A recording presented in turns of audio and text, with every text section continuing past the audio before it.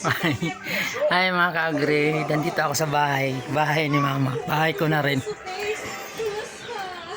Natigil ako kanina sa pagbablog kasi na-surprise si mama. Naiyak ako. Si mama. Si mama. Ma, hi. Hi! Hi, may vlog. Ay, Hi, hi ho! Hi, hi ho! happy siya kasi dinalaw ko. Nina-vlog ko, ma. Ayan. Itong bahay namin, matanda pa sa akin. Pero yun, napakatibay kasi yan mulabi po yan. Antigo po yan. Yan po yung kahit nabasa sa ulan, hindi po yan nabubulok. Yan po. Itutur ko kayo sa bahay kung luma. Pero maganda na rin siya kasi na-renovate na. Kasi 2 beses na to tinuklap ng bagyo nung anong bang bagyo yun, ma? Yung inubos ang bubong nito? Signal. Anong bagyo yung naubos ang bubong nito? Bagyong Udit? Ubos talaga to kasi sabi, grabe, signal number 3, wala ta. Kaya ito, minagastusan ng kapatid ko yung bubong. Ayan, binago. So dito kami lumaki. Yung mga poste namin, troso yan kasi yan. Mulabi din yan. Ang sahig namin, kahoy din, pero hindi siya mulabi. Pero yung pamakuan yan, yung dos por dos dyan sa ilalim na pinagpakuan, mga mulabi yan. Ito ngayon. Ayan. Noon, ito yung pinakamalaki naming bahay. Dito sa lugar ngayon, ito na yung pinakamaliit kasi yamanan ng mga tao. Mayaman ng mga tao dito. Ito yung kwarto namin. Na may bintana rin to, open. Sinarado lang yung mga bubuksan natin para presko. Bubuksan ko yung bintana, ma!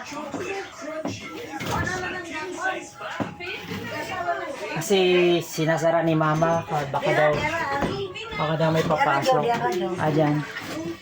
Ayan. Ayan, okay. Yan, presko dito. No, mga electric pan, no? Di na to nagmagana, ma? Kana pa? Bagyo. Nabasa. Imong gihatag na ako. Nabasa po sa bagyo. Pusang tingali na sa mga. So dito kami, kuryente nila. Inakansol na diyan, kabit. So dito kami lumaki, dito kami umakyat baba dito sa bintana, ayan. Grabe, tigas. Mulabi to. Since yung pako na yan, noon pa yan, di pa ako pinanganak. Pako na yan, kanyang katibay yan. Yan, mulabi po yan lahat. Ang dingding ito mulabi. So pag ang market ngayon ng mulabi, pag mga furniture, 100,000. Pero dito, lang sa bahay lang namin. Dito kami dumadaan. May exit kami. Dito kami umi-exit pagka tumakas kami. Tumatalong kami dito sa butas pag tumakas kami nun. Si Manoy mo, dinaagi sa bagyo ko nun, Nakita. Ay, ito to. Dito kami tumatakas noon pagka kami na gusto umalis. Ay, exit pa kami dito. Hindi naman ito nahuhulog, matibay yun. Yun po yung bahay namin, mga troso ang poste, pero mulabi yan. Troso to, mulabi rin to. Tapos napaka-place ko kasi daming bintana. Ayan, bintana. Tapos may isang kwarto pa kami dito. Isang kwarto kami dito. Makalat, pero siyempre matanda nga nakatira kayo makalat. Pero ito, gawa ko pa ito noon. Itong patungan kasi di pa naman uso furniture nun. Yan, matibay ang bahay namin. May alaga kami dito. Marami ka alaga dito man ah. Toko. Pira sila lumalabas eh. Diyan, marami dyan toko sa dulo na yan. Nagtago. Tapos dito yung ano, kusina namin. Ito yung mga oldest ano namin, bangko. Yan. Tapos bintana. Dito yung pinaka-dining namin. Bintana, another bintana. Napaka-presko. Tapos, dati ito, ano din to, bintana kasi sinarada. Tapos ito yung oldest din namin na mesa. Yan. Hinihiram itong mesa na to pag may mga handaan kasi mahaba. Yan. So, ano din yan, antique din yan. Ang hindi lang antique dito, ito side kasi kuko na to, kuko lumber. Mga coconut lumber na to pati dito. Tapos dito yung ano, malaki bahay namin. May dining pa kami, may kusina. Ito may bintana para makapasok yung hangin. Ano, napaka-presko ng hangin. Makapasok. Tapos ito yung ano namin, dirty kitchen. Kasi siyempre matanda nakatira. Hindi na uso dito ang ano, ang gas. Kaya ano dito, gatong ang gamit. Yun ang mga cook.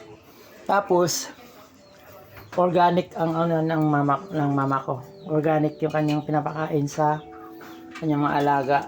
Anong papakain mo to sa aso, ma? Oh, sa aso daw to. Kasi ang aso, ilang aso mo? Mahigit 20? De, pila ka buhok ba mga aso? 7. 7? O 7 daw aso ni mama.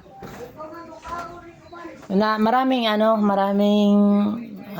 maliliit sa silong. Yan po yung ano. Ano tong niluluto mo para ano to? Di ano nga to? Ano, ang saan yung gana? Niluto? Moro, para buntag na po na. Ano to, bisol? At kung kapayas? Oh, papaya. Papaya na bunga? Oo. Oh, papaya daw. Pero ito mo, di mo ba? Papaya pinapakain sa aso. Luto na yan eh. Wala pa na. Ay, hindi ba yung luto? Anak, may luto. Ito, luto na. Sana organic talaga ang ginagawa namin dito. Buyukan na. Wala dito chemical na organic. Ayun, pagkain ng aso. So, kapag nandito na ako titira, yan ay magiging pagkain na ng manok at saka ng baboy. Kasi marami yan makukuha sa gubat. Manyot din. Si Manyot na ba? Parang pa ako nakita ni Manyot. Anak ni Lady C?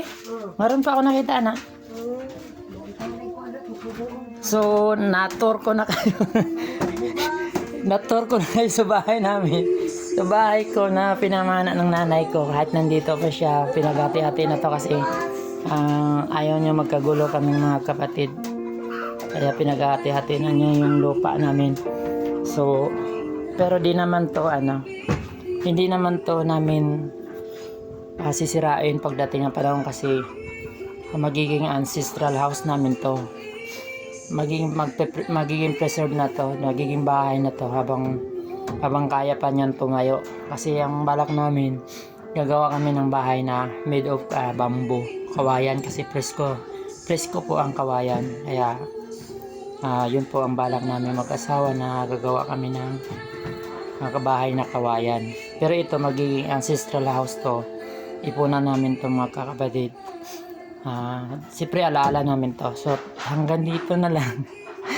Naluto ako kasi kahit ganito to luma ang bahay namin, maraming memories. Maraming alaala. Nakakayak. Hanggang dito na lang. Bye-bye. Salamat sa mga nanood. Saka nag-follow, subscribe. Thank you very much. Bye-bye.